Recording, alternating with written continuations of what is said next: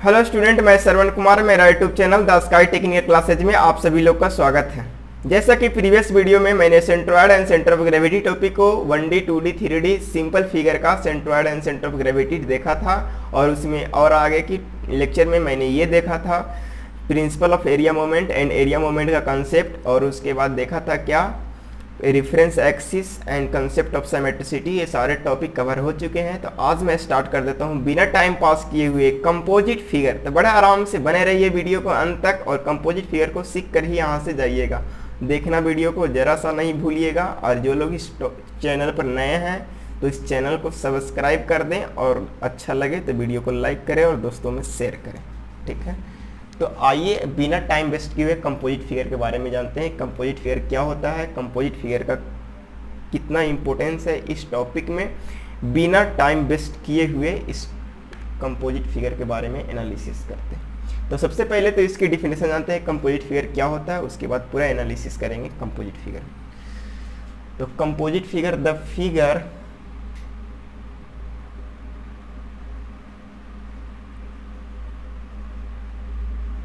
which made up of two or more than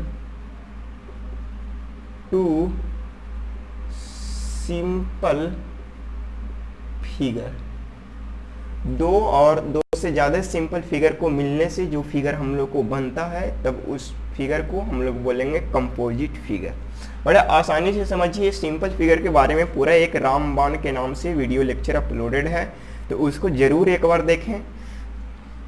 तो simple figure में बहुत सारे सिंपल फिगर बताए थे, triangle, rectangle, circle, quarter circle, semi circle, sphere, hemisphere, cone, ये सारे चीज़ के बारे में देखा था। सिलेंडर, ये सारे टॉपिक के बारे में स्टडी किया था। ट्रेपीजियम, ये सारे यानी 1D और 2D दोनों फिगर के बारे में स्टडी किया था। इवन लीनियर फिगर के बारे में भी मैंने स्टडी किया था। ठीक है, तो देखिए कि the figure which made up of two or more than two simple figure. तो बड़ा आराम से देखिए कि जब कंपोजिशन कहने का सिंपल मतलब होता है कि दो या दो से ज़्यादा सिंपल फिगर को मिलाना। क्या करना? मिलाना।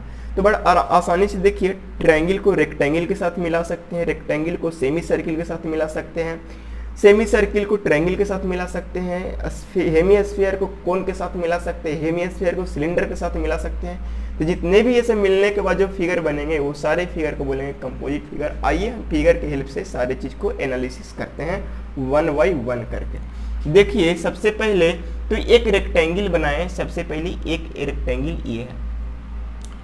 अब एक रेक्टेंगल है और इसमें एक और रेक्टेंगल जोड़ते हैं।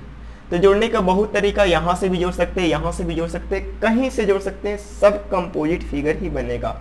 लेकिन हम लोग ज़्यादा फालतू की कंपोजिट फिगर के बारे में एनालिसिस नहीं करेंगे। जिनकी ज़्यादा ज़रूरत है, जो ज़्यादा बार बार रिपीट मोड में एग्जाम में पूछ जाते हैं, जिनसे ज़्यादा बेसिक कंसेप्ट क्लियर होते हैं, वो सारे फिगर को यहाँ पे एनालिसिस करेंगे। फालतू के फिगर की एनालिसिस नहीं करेंगे, टाइम वेस्ट ना करेंगे। तो सबसे पहले तो हम लोग बात करेंगे कि ये जो रेक्टेंगल है, तो यहाँ पे इसमें दो रेक्टेंगल के मिलने से एक जो फिगर बना, और ये फिगर को बोलेंगे हम लोग कंपोजिट फिगर। क्या बोलेंगे? Composite figure. बड़े आसानी से चीजों को समझिए कि ये जो कंपोजिट फिगर बना, ये जो कंपोजिट फिगर बना, ये कंपोजिट फिगर में दो रेक्टेंगल है, रेक्टेंगल फर्स्ट और रेक्टेंगल सेकंड। यानी हम बोलेंगे कि इस कंपोजिट फिगर में मेंबर कितने हैं, तो बोलेंगे मेंबर, दो मेंबर हैं। ये फर्स्ट मेंबर हुआ, ये सेकंड मेंबर, या इसको फर्स्ट बोलेंगे तो इसको सेकंड बोलना होगा। किसी को फर्स्ट मेंबर सेकंड मेंबर से कोई मतलब नहीं है। पार्ट देखिए कितना। ठीक है, अगर हम कंपोजिशन ऐसे ना करके हम कंपोजिशन को ऐसे करें, दो रेक्टेंगल न लगा करके हम कितने रेक्टेंगल लगा दिए? 3 रेक्टेंगल लगाए, और ऐसे लगाएं तो यहाँ पे भी एक नया कंपोजिट फिगर बना। ये भी बना क्या? कंपोजिट फिगर बना। ये भी बना क्या? कंपोजिट फिगर बना। और कंपोजिट फिगर की थोड़ी सी बात करते हैं, तो यहाँ पे एक ऐसा कंपोजिट फिगर बना, और ये जो कंपोजिट फिगर बना वो ऐसा कुछ बना, और इसको भी बोलेंगे कंपोजिट फिगर। बड़े आसानी से समझेंगे चीज़ों को कि यहाँ पे भी एक ऐसा भी कंपोजिट फिगर बन सकता है। तो जवाब आना चाहिए सारे लोग को कि यस, ऐसा भी बन सकता है। बोले कि इसमें नंबर ऑफ रेक्टेंगल तब जोड़ने पर डिपेंड करता है। ऐसे ऐसे अगर ऐसे जोड़ेंगे तो तीन रेक्टेंगल बनेगा, अगर ऐसे काटे तो नंबर ऑफ रेक्टेंगल बढ़ते चला जाएगा। तो आपके जोड़ने का तरीका, जो कितने चीज को जोड़ने से, कितने रेक्टेंगल को जोड़ने से बना रहा है कंपोजिशन, तो उस पर भी डिपेंड करेगा। तो बताइए कि यहाँ पे जो कंपोजिशन सिर्फ देख रहे हैं तो रेक्टेंगल टू रेक्टेंगल कंपोजिशन, तो बताइए ये सारे को अगर कंपोजिट फिगर तो नाम बता रहे हैं, लेकिन कुछ कुछ का स्पेशल नाम है तो उसको स्पेशल नाम से जानेंगे। सबसे पहले कि इसकी लुक देखने में टी जैसा है, तो इस कंपोजिट फिगर का स्पेशल नाम है टी सेक्शन। टी सेक्शन, या कभी कभी ऐसा लिखता है टी सेक्शन। ये देखने में एल जैसा है और यहाँ पे एंगल फॉर्म कर रहा है, इसीलिए इसको बोलते हैं एंगल सेक्शन। और ये एंगल सेक्शन का लेग हुआ, क्या हुआ, लेग हुआ। और ये सी जैसा दिखने में लगता है, इसीलिए इसको बोलते हैं चैनल सेक्शन। Channel section. बड़े आसानी से चीजों को समझेंगे कि ये चैनल सेक्शन हुआ टी सेक्शन। अगर टी को उलट करके कुछ ऐसा फिगर बना दिया जाए तो बताइए ये टी है, ये उल्टा टी है, तो इसीलिए इसको बोलेंगे इन्वर्टेड टी सेक्शन। चीजों को समझिए कि यहाँ पे हम लोग सिर्फ और सिर्फ रेक्टेंगल टू रेक्टेंगल कंपोजिशन देखें, और देखने से पता चल रहा है कि रेक्टेंगल टू रेक्टेंगल कंपोजिशन देखें तो इसमें दो ही मेंबर मिल रहे हैं, एक हॉरिजॉन्टल मेंबर मिल रहे हैं और एक वर्टिकल मेंबर मिल रहे हैं। एक हॉरिजॉन्टल मेंबर मिल रहे हैं, एक वर्टिकल मेंबर मिल रहे हैं। बताइए यहाँ पे ये हॉरिजॉन्टल मेंबर हुआ, ये वर्टिकल मेंबर हुआ। जो वाटर लेवल के पैरेलल जाता है उसको बोलेंगे हॉरिजॉन्टल मेंबर, और उसके परपेंडिकुलर जो जाता है उसको बोलेंगे वर्टिकल मेंबर। तो बड़े आराम से बोलेंगे, वर्टिकल मेंबर को बोलेंगे वेब, क्या बोलेंगे, वेब, और हॉरिजॉन्टल मेंबर को बोलेंगे फ्लेंज। बड़े आसानी से देखेंगे कि इसमें ये हो जाएगा वेब, और यहाँ पे ये हो जाएगा क्या, फ्लेंज। यहाँ पे ये क्या हो जाएगा, फ्लेंज। आप कॉपी में जरूर नोट करेंगे। तो बताइए, देखिए कि ये टॉप में है तो इसीलिए इसको बोलेंगे टॉप फ्लेंज, ये बॉटम में है इसीलिए इसको बोलेंगे बॉटम फ्लेंज।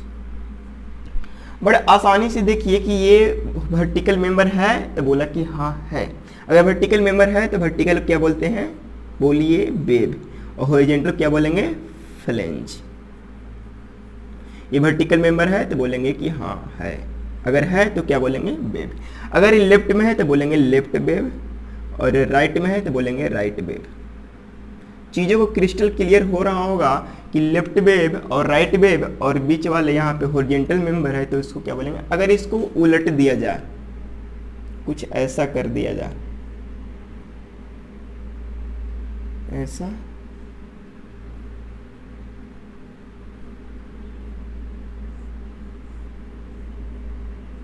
बताइए ये आई सेक्शन हो गया।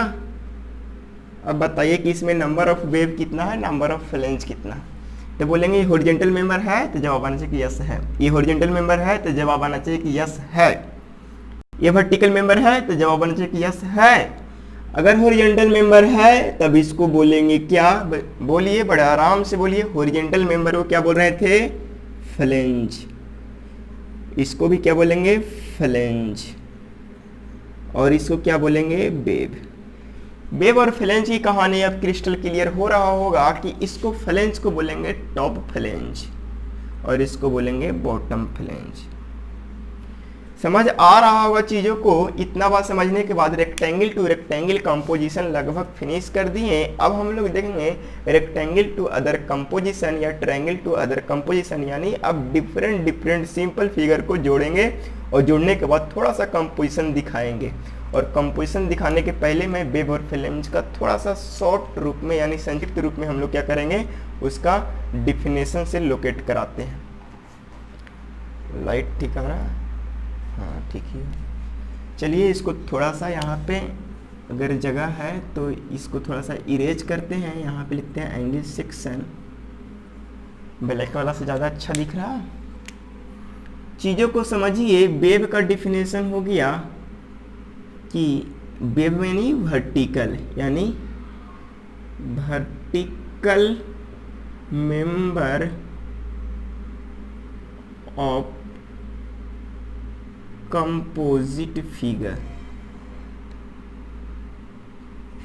दिखाई पड़ रहा। हाँ, और हम लोग फ्लेंज की बात करेंगे तो लिखेंगे horizontal member of composite figure. चीजों को समझिए, वेव और फ्लेंज में कौन हॉरिजेंटल होगा कौन वर्टिकल होगा, ये थोड़ा सा कंफ्यूजन हो जाएगा आप लोग को। अभी तक वीडियो लेक्चर देख रहे हैं तब तो कंफ्यूजन नहीं होगा, लेकिन बाद में आप लोग कंफ्यूजन हो जाएगा। तो उस कंफ्यूजन को एलिमिनेट करने के लिए एक छोटा सा टेक्निक है, ध्यान दीजिए। वेव लिखाता है भी से, भी का कॉम्बिनेशन से। हालांकि ऐसा कोई रूल नहीं है, बट इस याद रखने का तरीका बता रहे हैं। वेव लिखाता है भी से, और भी से होता है वर्टिकल। भी से क्या होता है? वर्टिकल। और वर्टिकल मेंबर को हम लोग बोलेंगे वेव। और आराम से याद हो गया, एक याद रहेगा तो एक अपने आप याद रहेगा। तो चीज़ों को यहाँ तक क्रिस्टल क्लियर हो रहा होगा कि वेव क्या है, फ्लेंज क्या है, कंपोजिट फिगर क्या है। तो ये सारे फिगर में कितने मेंबर हैं, तो थोड़ा सा ये भी देख लेते हैं कि इसमें नंबर ऑफ मेंबर 2 है, इसमें नंबर ऑफ मेंबर 3 है, इसमें नंबर ऑफ मेंबर 2 है, इसमें नंबर ऑफ मेंबर 3, 4 कुछ भी। अगर ऐसे हम इसको कंपोजिट को जोड़े तो बहुत सारे मेंबर हो जाएंगे। तो 1 2 3 4 5 6 7 कुछ भी हो सकता है। नंबर ऑफ मेंबर बहुत सारे हैं, गिननी। अब हम लोग को कंसेप्ट ऑफ सिमेट्रिसिटी का कंसेप्ट जनरेट कर दिया था। तो सिमेट्रिसिटी का कंसेप्ट जैसे ही अपन जनरेट किया था तो उसमें देखा था कि सिमेट्री किस किस एक्सिस के अबाउट हो रहा है। तो चीज़ों को देखिए कि यहाँ पे टी सेक्शन है, तो देखिए ये टी सेक्शन किसके अबाउट सिमेट्री है, तो जवाब आना चाहिए कि ये वाई वाई एक्सिस के अबाउट सिमेट्री है। क्यों? क्योंकि वाई वाई एक्सिस के अबाउट अगर कट करे तो ये पूरी तरह से क्या कर लेगा, ओवरलैप कर लेगा। ये सेक्शन की बात किया जाए तो किसके अबाउट सिमेट्री है, तो बोलेंगे कि एक्स एक्स एक्सिस के अबाउट सिमेट्री है। ये सेक्शन की बात किया जाए तो किसके अबाउट सिमेट्री है, तो दोनों के अबाउट सिमेट्री है। अगर ये सेक्शन की बात किया जाए तो बोलेंगे किसी के अबाउट सिमेट्री है ही नहीं। ये किसके अबाउट सिमेट्री है, तो बोलेंगे कि वाई के अबाउट सिमेट्री। ये किसके अबाउट सिमेट्री है, तो बोले कि दोनों के अबाउट सिमेट्री है। एक क्वेश्चन और थोड़ा सा एक टाइप के कंपोजिट फिगर इधर दिखाई पड़ रहा। हाँ पड़ रहा, चलो ये थोड़ा सा बात आती है।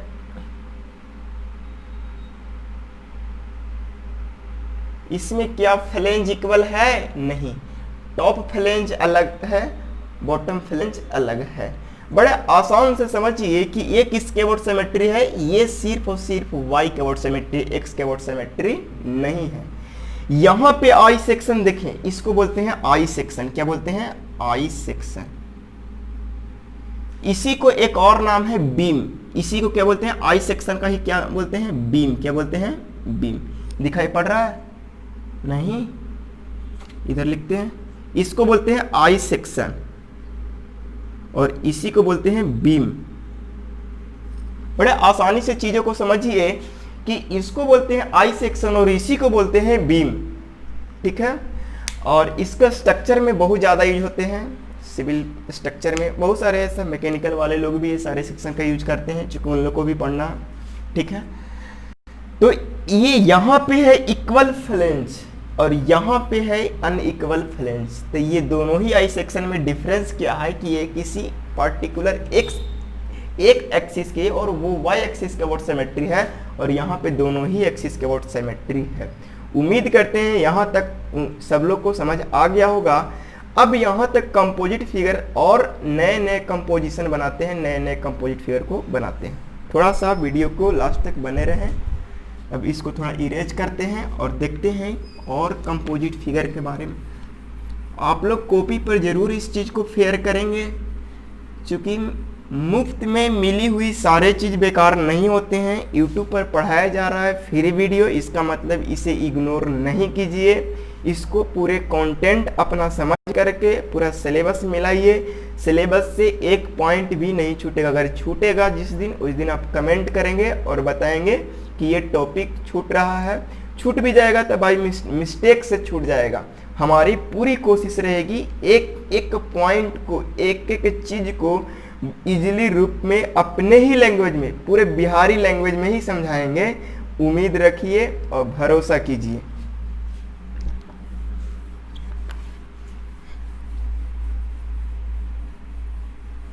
और अब हम लोग सीधा सीधी बात कंपोजिट फिगर का लंबा लंबा डिफिनेशन ना जान करके, कंपोजिशन कहने का मतलब होता है जोड़ना। एक ही बात समझेंगे, कंपोजिशन कहने का मतलब क्या होता है, जोड़ना। जोड़ने का मतलब हम लोग दूसरा चीज यहाँ पे नहीं सोचेंगे, यहाँ पे सिंपली फिगर को जोड़ने के लिए सोचेंगे कि सिंपल सिंपल फिगर को कैसे जोड़ेंगे। ठीक है, तो देखिए सिंपल फिगर को जोड़ रहे हैं। अब हम लोग देख रहे हैं एक रेक्टेंगल है और इसमें एक ट्रायंगल की जोड़ दी, ये भी क्या बना, कंपोजिट फिगर बना। अब ये कंपोजिट फिगर में मेंबर कितने हैं, तो 2 मेंबर है। फर्स्ट मेंबर ट्रायंगल हुआ और सेकंड मेंबर रेक्टेंगल हुआ। और बात किया जाए सेमी सर्किल में हम जोड़ रहे हैं,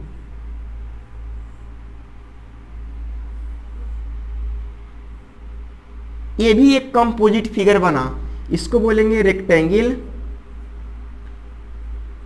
इसको बोलेंगे ट्रायंगल और इसको बोलेंगे सेमी सर्किल।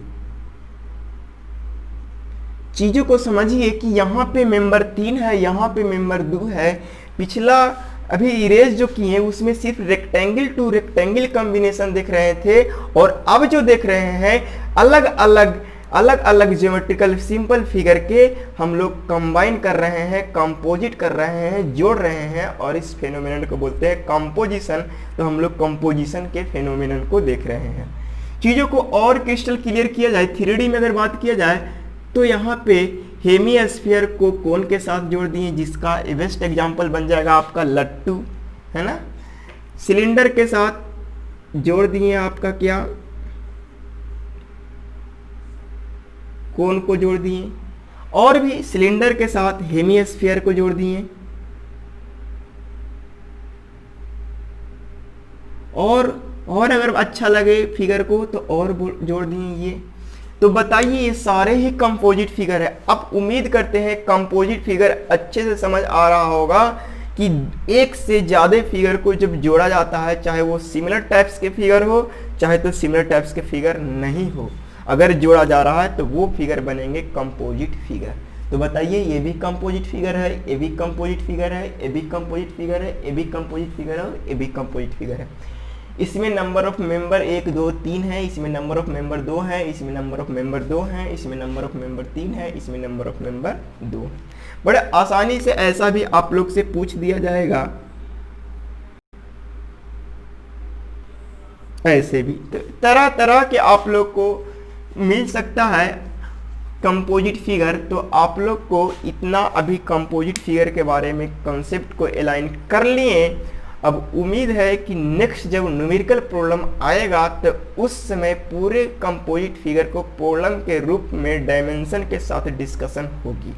ठीक है, तो अब हम क्वेश्चंस ये आती है कि सर आपने कंपोजिट फिगर क्यों सिखाया, इतना मेहनत कंपोजिट फिगर पर क्यों किया।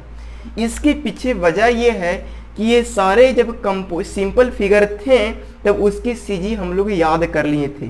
जो लोग इसकी सीजी याद नहीं किए हैं तो वो लोग जा करके रामबाण वाला वीडियो जरूर देखें। पता नहीं लेक्चर कितना होगा, लेक्चर शायद 4 होगा, तो लेक्चर 4 को पहले कवर करें, उसके बाद लेक्चर 6 में आए। तो सबसे पहले तो सिंपल फिगर का हम लोग सेंट्रॉयड सेंटर ऑफ ग्रेविटी देखे थे।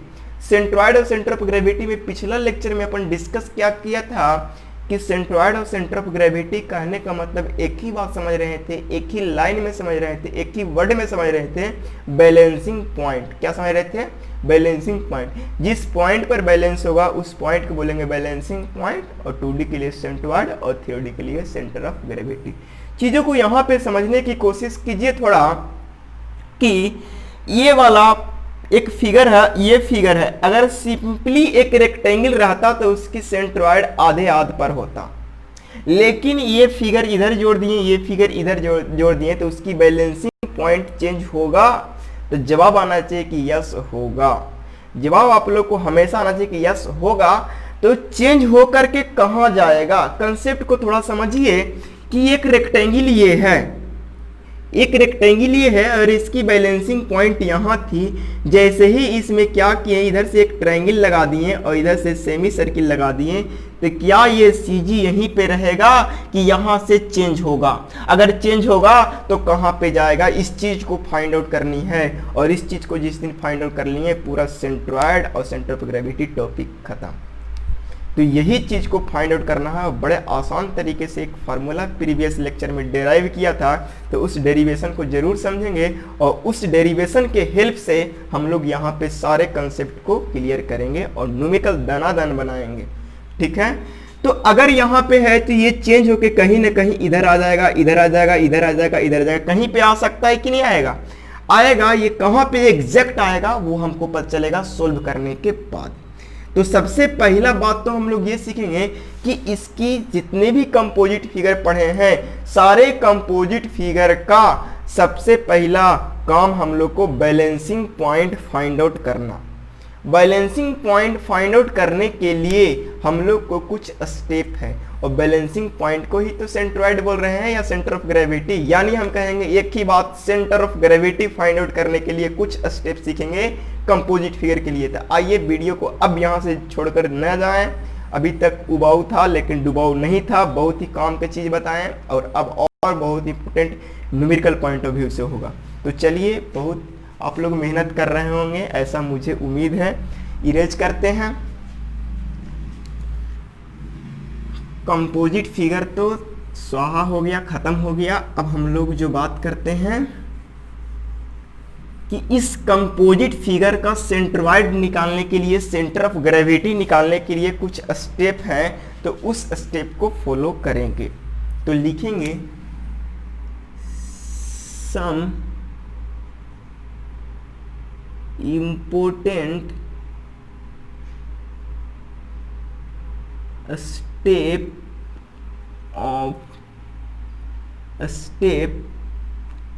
for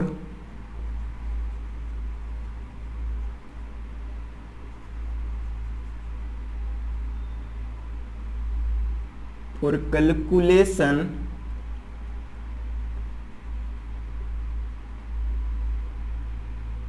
of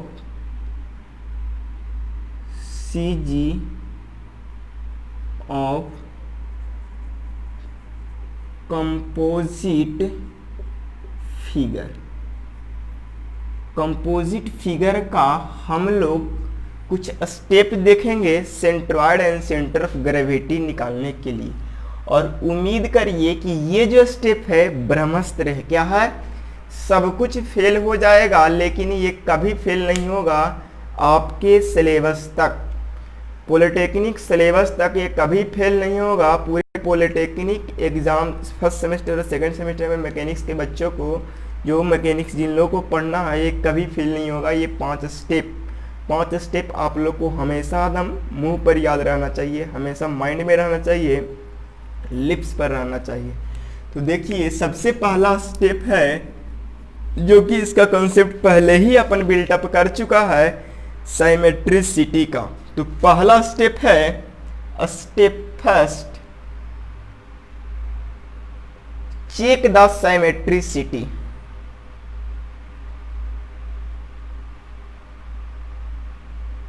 चेक द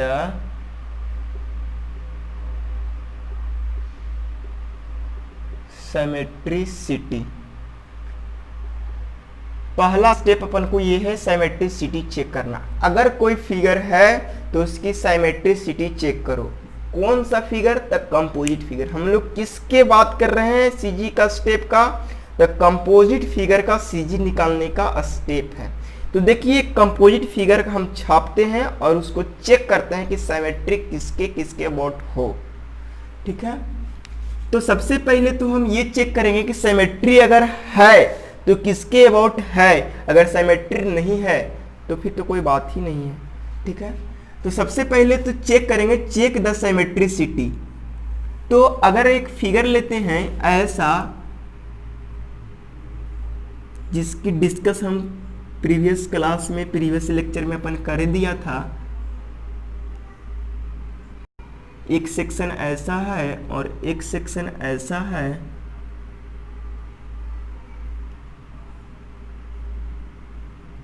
और एक सेक्शन ऐसा।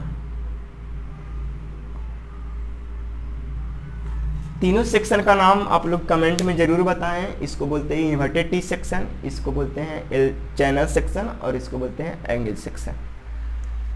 अब बताइए, सबसे पहले आपको फिगर दे रखा है, आपको चेक करना है कि सिमेट्री है कि नहीं। तो सबसे पहले इसको बोलते हैं कि चेक किए तो ओवरलैप कर गया यानी सिमेट्री है। इसको चेक किए तो बोला सिमेट्री है, तो बोला कि हाँ है। इसको बोले चेक किए तो सिमेट्री है, तो बोला कि सिमेट्री नहीं।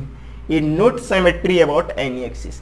तो पहला स्टेप में जब भी न्यूमेरिकल बनाने जाएंगे तो पहला स्टेप में हम लोग को यही करना है, चेक द सिमेट्रिसिटी। तो बताइए सिमेट्री है, तो बोला कि सिमेट्री नहीं है यानी अनसिमेट्री है, अनसिमेट्री। ठीक है, ये सिमेट्री है तो ये दोनों ही सिमेट्री है। क्या है? सिमेट्री है। अगर सिमेट्री है, अगर सिमेट्री है तो किसके किसके अबाउट है? तो ये वाला जो है वो किसके अबाउट है? तो about by axis. Symmetry about, symmetry about by axis. किस एक्सिस के अबाउट है? तो बाई। अगर इसके बात किया जाए ये सिमेट्री है तो बोले कि हाँ सिमेट्री अबाउट एक्स एक्सिस। चलो हम सिमेट्री लाइन को भी ड्रा कर देते हैं। देखिए ये सिमेट्री लाइन होगा, यहां से कट करेंगे पूरे ओवरलैप कर जाएगा। बोले सिमेट्री लाइन है, बोले हाँ इसको ऐसे कट करेंगे। बोले कि यहाँ से कैसे? इसके अबाउट करेंगे तो भी नहीं ढकेगा, इसके अबाउट करेंगे तो भी नहीं ढकेगा, यानी ओवरलैपिंग नहीं हो रहा है, इसका मतलब सिमेट्री नहीं है। चीज़ों को समझिए, ये तो यहाँ पे है ना, चीज़ों को समझिए कि हम चेक कर लिए, इससे पता चला कि या तो कोई भी फिगर, अगर आपके दिए हुए कंपोजिट फिगर या तो एक्स के अबाउट सिमेट्री होगा, या तो वाई के होगा, या तो कोई के नहीं होगा, या तो दोनों को भी हो सकता है। एक क्वेश्चन ऐसा आ जाएगा,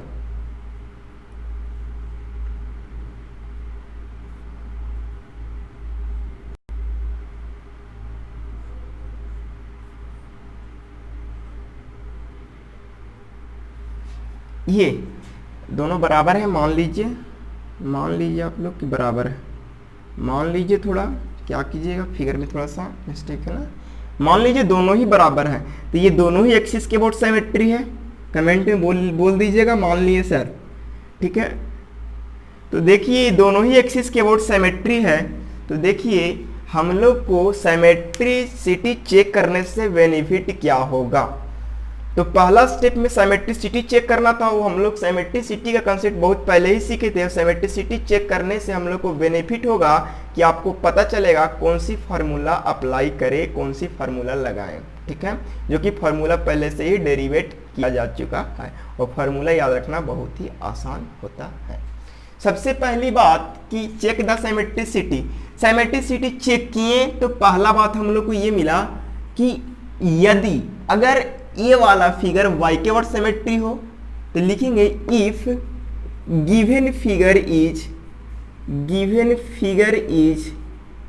is symmetry about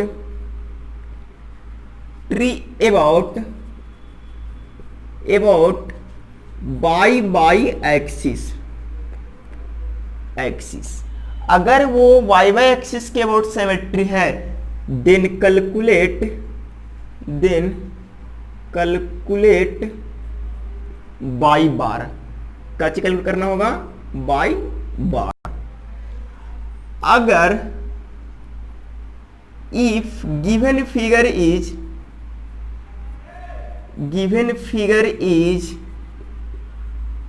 symmetry about x axis then calculate x बार। और हम लोग जानते हैं बाई बार बराबर फार्मूला क्या होता है? बाई बार बराबर फार्मूला क्या होता है? बोलिए a1 y1 plus a2 y2 बट्टा डॉट a1 प्लस a2। अगर वॉल्यूम से 3D है तो अपन बताया जाएगा एक्स बार है तो x1 plus a2 x2 dot dot dot a1 plus a2 dot dot dot. ठीक है, ये इनफाइनाइट तक चला जाएगा। बड़े आसानी से चीजों को समझिए कि अगर कोई कीवर्ड सिमेट्री नहीं रहेगा तब हम लोग क्या कैलकुलेट करेंगे। अगला पॉइंट आता है, if given figure is not symmetry about any axis, किसी एक्सिस के अबाउट सिमेट्री नहीं है तब हम लोग क्या करेंगे, then calculate x bar and y bar both, तब हम लोग दोनों कैलकुलेट करेंगे x bar and y bar. चलिए बताइए इस वाले फिगर में हम क्या कैलकुलेट करेंगे। तो इस वाले फिगर किसके अबाउट सिमेट्री है, वाई के अबाउट सिमेट्री है, तो क्या कैलकुलेट करना होगा, वाई बार। इस वाले फिगर में क्या किसके अबाउट सिमेट्री है, तो बोलेंगे कि ये सिमेट्री है एक्स के, तो हम लोग को एक्स बार कैलकुलेट करना होगा। ये किसके अबाउट सिमेट्री है, तो बोला किसी के अबाउट सिमेट्री नहीं है। जब किसी के अबाउट सिमेट्री नहीं है तो दोनों कैलकुलेट करेंगे, एक्स बार भी और वाई बार दोनों। इसका मतलब इसमें एक्स बार भी कैलकुलेट करना होगा और वाई बार भी कैलकुलेट करना होगा, दोनों ही कैलकुलेट करना होगा। इसमें क्या कैलकुलेट करना होगा, जब दोनों ही एक्सिस के अबाउट सिमेट्री होगा तो हमको कुछ कैलकुलेट करने की जरूरत नहीं है, ये सिमेट्री लाइन के आधे आध पर होगा, पूरे डायमेंशन की यहां से आधा, यानी इंटरसेक्टिंग पॉइंट। जब दोनों ही एक्सिस के अबाउट सिमेट्री होगा तो जहां पे दोनों लाइन सिमेट्री लाइन दोनों एक दूसरे को इंटरसेक्ट करेंगे वहीं पे उसकी सीजी होगी। तो इस वाले पॉइंट के लिए हो जाएगा intersecting point of CG lies, यानी intersecting point of symmetry line, intersecting point of symmetry line. Symmetry line जहां एक दूसरे को इंटरसेक्ट करेंगे ये वहीं पे क्या लाइज करेगा, सीजी होगा। क्या होगा, सीजी होगा। तो बड़े आसानी से क्रिस्टल क्लियर हो गया होगा कि सेंट्रॉइड और सेंटर ऑफ ग्रेविटी टॉपिक पढ़ने के बाद कंपोजिट फिगर का फर्स्ट स्टेप अपन क्लियर कर लिए, उसमें सिमेट्रिसिटी चेक कर लिए। अब हम लोग को नींद में भी रहेंगे तो सिमेट्रिसिटी चेक करना आसान हो जाएगा। बड़े आसानी से एक और कंसेप्ट आप लोग से पूछ लिया जाता है कि बताइए कि ये जो कंपोजिशन है किसके अबाउट सिमेट्री है, तो बोलेंगे किसी के अबाउट सिमेट्री नहीं है। इसका मतलब दोनों निकालना होगा, एक्स बार एंड वाई बार। और एक्स बार एंड वाई बार दोनों का फॉर्मूला अपन प्रीवियस वीडियो लेक्चर में डिस्कस किया था। यहाँ तक उम्मीद है क्लियर हुआ होगा। अगर जिन बच्चे लोग को यहाँ तक क्लियर नहीं होगा, जिन स्टूडेंट को समझ नहीं आया होगा, तो वीडियो को पॉज करके इस कंसेप्ट को पूरे एनालिसिस करके समझिएगा। यकीन मानिए कॉपी और कलम से लिखिएगा तो जरूर क्लियर हो गया होगा। ठीक है, मेरे द्वारा किया गया मेहनत जब तक सफल नहीं होगा जब तक आप खुद से मेहनत नहीं कीजिएगा। अब हम लोग थोड़ा सा बात करते हैं स्टेप 2 की। बोर्ड छोटा है इसीलिए हम एक एक स्टेप को डिस्कस कर रहे हैं पूरे एनालिसिस के साथ। ठीक है, बोर्ड बड़ा रहता तो मैं पूरा चारों स्टेप एक साथ लिख करके पूरा एनालिसिस करता। ठीक है, अगला स्टेप है step 2, select the reference axis. Step 2, select the reference axis. Reference axis को सिलेक्शन करना भी बहुत जरूरी है। देखिए रेफरेंस एक्सिस का मेन फंक्शन अपन प्रीवियस वीडियो लेक्चर में बताया था कि रेफरेंस एक्सिस का मेन फंक्शन है सीजी का लोकेशन पता करना। उस एक्सिस से आसानी से सीजी का लोकेशन पता हो जाएगा। तो देखिए अगर लिखेंगे कैसे कैसे सिलेक्ट करेंगे, if given figure is symmetry about x axis, then select if given figure is symmetry about x reference axis, then select by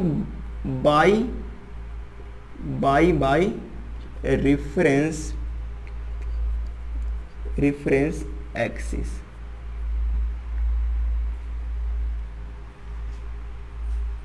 अगला है if given figure is symmetry about y axis, then select x reference axis। थोड़ा सा लिखने दीजिए, उसके बाद मैं पूरा डिस्कस करेंगे। अगला है if given figure is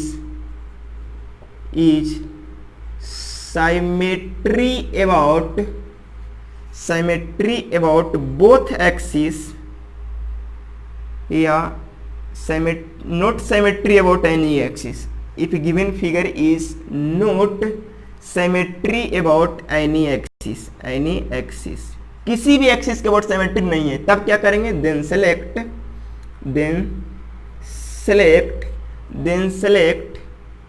both reference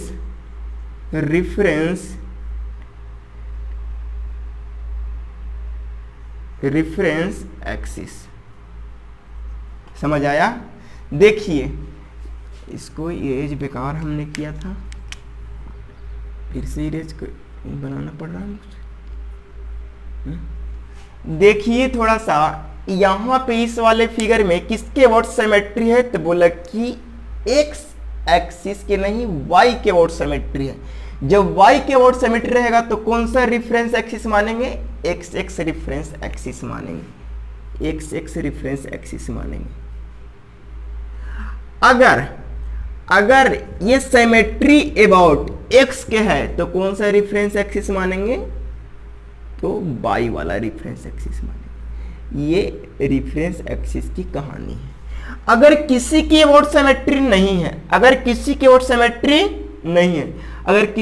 symmetry नहीं है तो दोनों ही रिफरेंस एक्सिस को सेलेक्ट करेंगे। और एक बात ध्यान दीजिएगा, x रिफरेंस एक्सिस को और y रिफरेंस एक्सिस को, x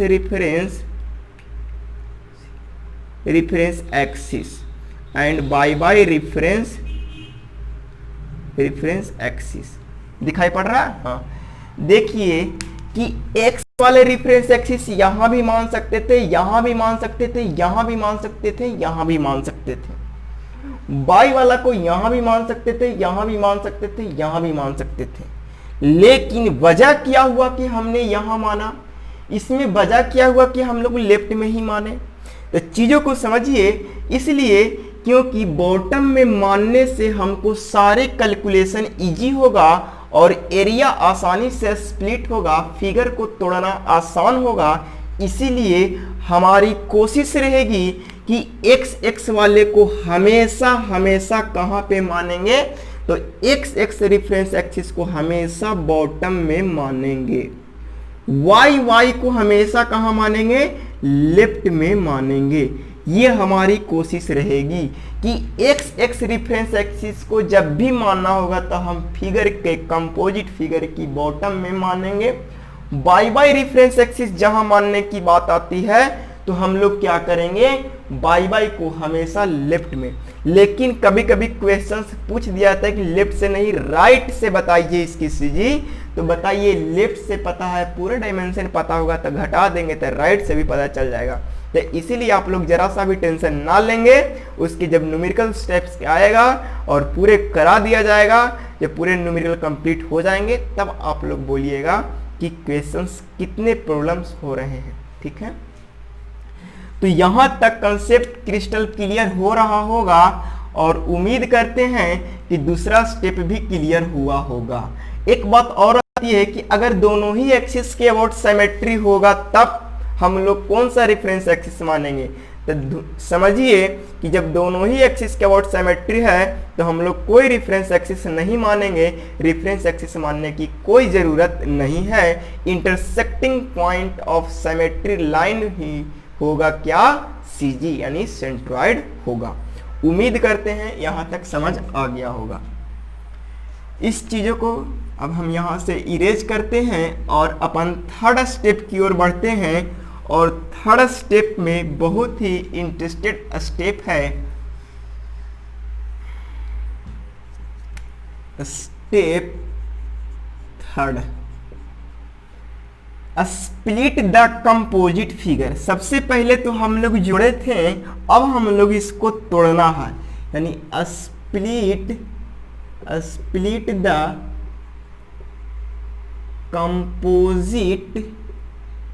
कंपोजिट फिगर इनटू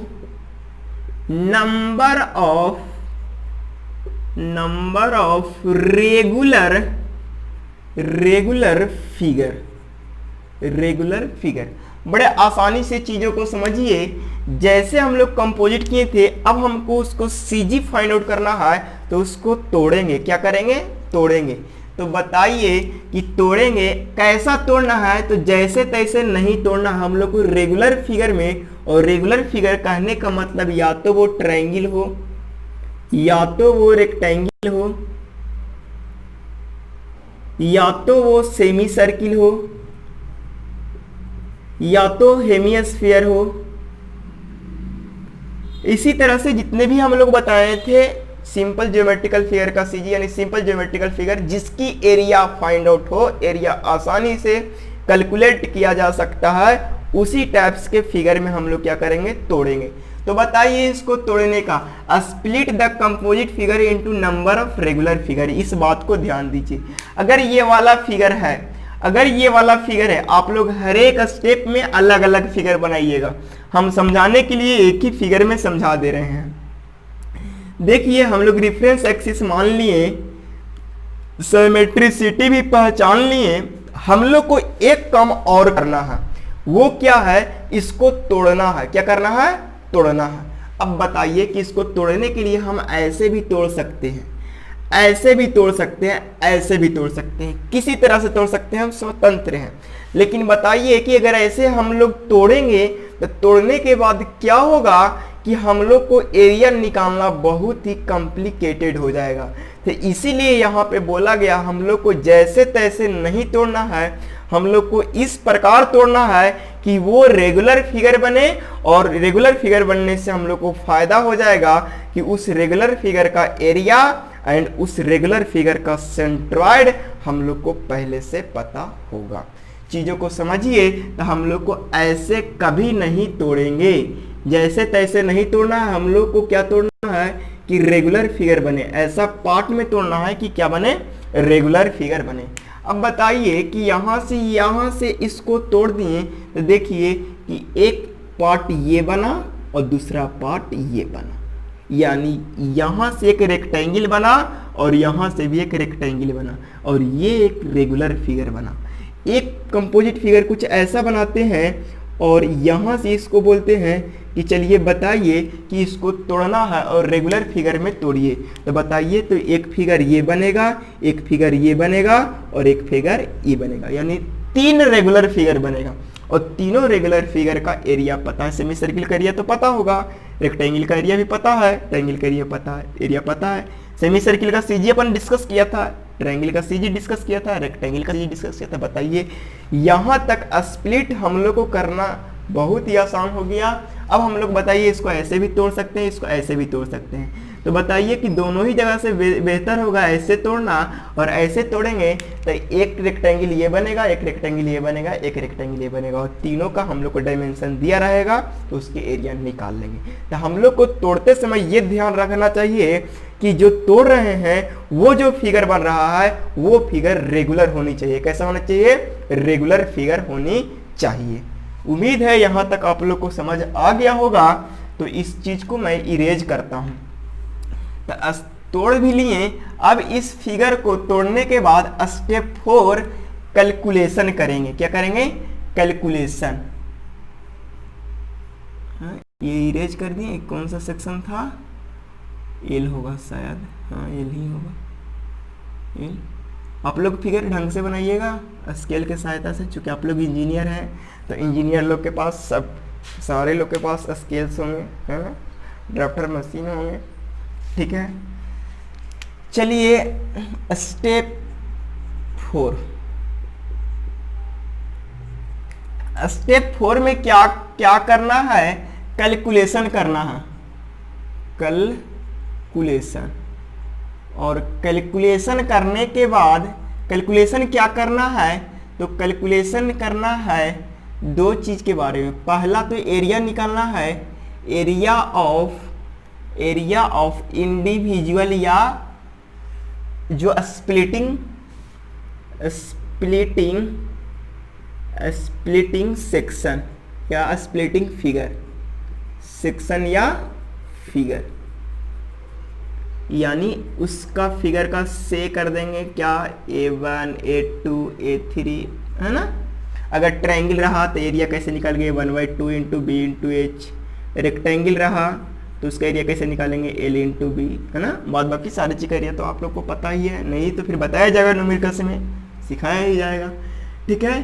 तो एरिया निकालेंगे, कैलकुलेशन में क्या निकालेंगे, एरिया निकालेंगे। उसके बाद कैलकुलेशन करना है रिफरेंस एक्सिस टू सीजी से distance between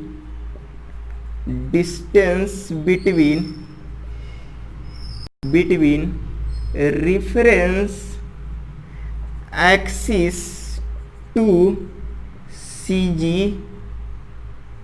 CG of individual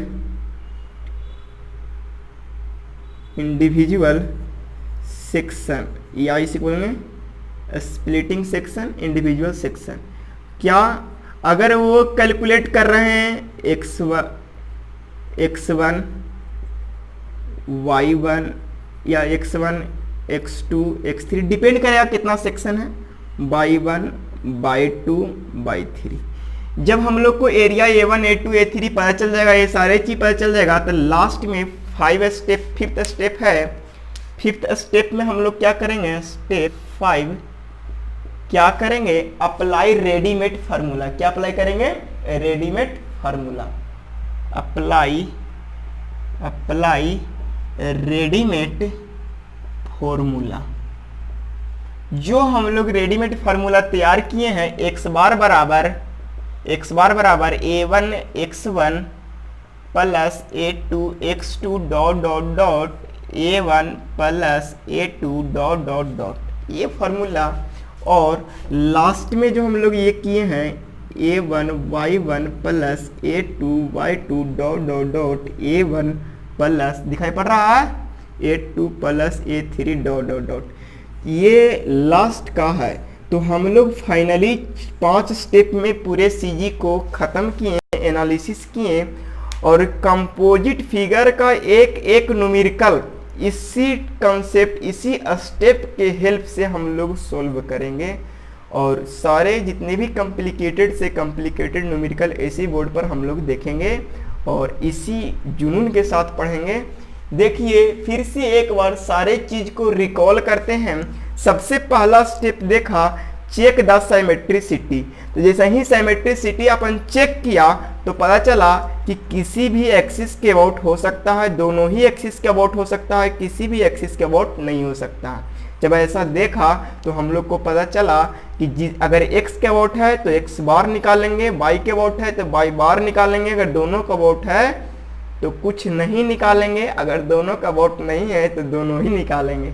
चीज़ों को यहाँ से पता चला। आगे स्टेप सेकंड में सेलेक्ट द रेफरेंस एक्सिस, और बताए थे रेफरेंस एक्सिस का मेन फंक्शन लोकेशन पता करना, सीजी का, किसका, सीजी का लोकेशन पता करना। तीसरा स्टेप हमने बताया तोड़ेंगे, सॉरी तोड़ेंगे नहीं, तीसरा स्टेप तो यही देखे थे, स्प्लिट द फिगर। हाँ, तीसरा स्टेप देखे थे स्प्लिट द सेक्शन या split the composite figure into number of regular figure.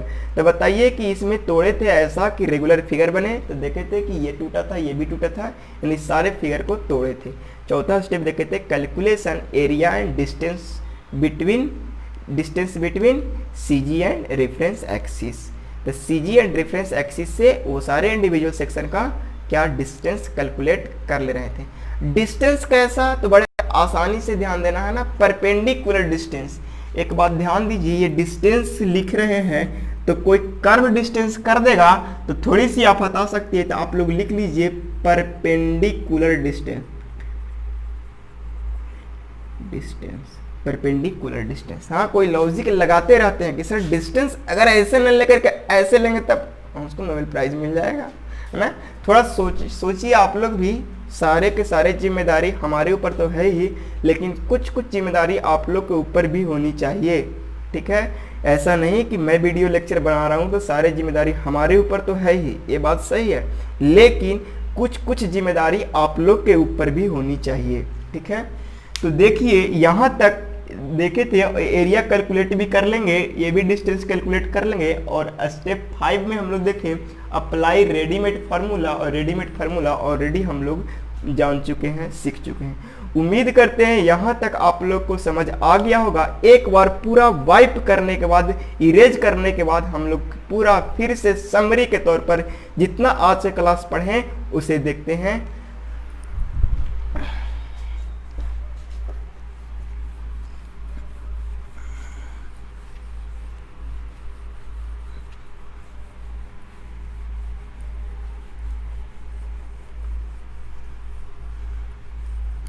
ज़्यादा हम लोग को याद नहीं रखना है, ये सारे चीज़ कॉपी भरने के लिए, अच्छा कॉपी लगने के लिए बताया जा रहा है। हम लोग को न्यूमेरिकल पॉइंट ऑफ व्यू से एक बात और समझ लीजिए, ये जो स्टेप बताया गया है, ये स्टेप कभी भी डायरेक्टली एग्जाम में नहीं पूछ जाते हैं, लेकिन हर एक न्यूमेरिकल इसी से होकर गुजरेगा, इसी से होकर बनाएंगे। कब? जब आपके माइंड में होगा तब। तो इतनी बड़ी बड़ी लैंग्वेज को हमको माइंड में रखना भी बहुत मुश्किल है, तो उसके लिए हम लोग क्या करेंगे, बहुत ही कम समय में उसको हम माइंड में स्टेबल रखेंगे, और स्टेबल रखने के लिए हम अभी तरीका बताते हैं। ठीक है, तो सबसे 5 स्टेप था, और पांचों स्टेप, पहला स्टेप था check the symmetricity, check the symmetricity. दूसरा स्टेप क्या था, सेलेक्ट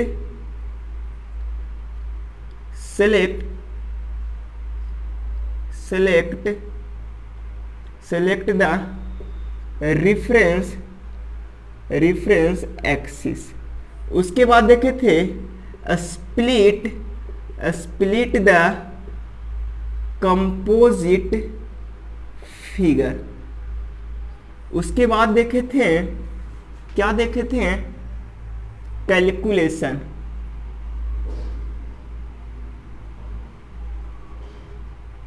और उसके बाद देखे थे अप्लाई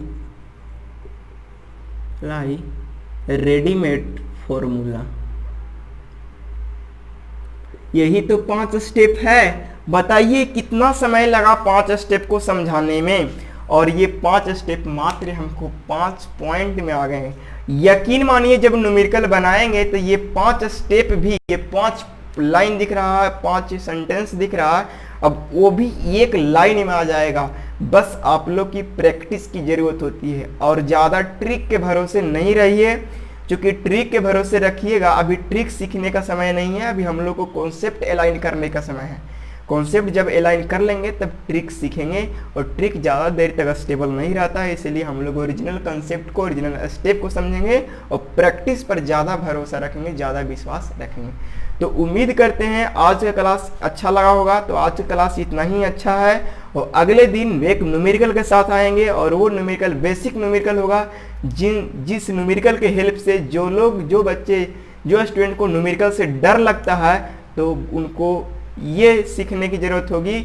आगे वाला न्यूमेरिकल कंटिन्यू देखेंगे, और उसमें ये सीख बोलेंगे, या दिल से आत्मा निकलेगा, दिल से बात आवाज़ निकलेगा कि डर मत, कुछ अलग कर।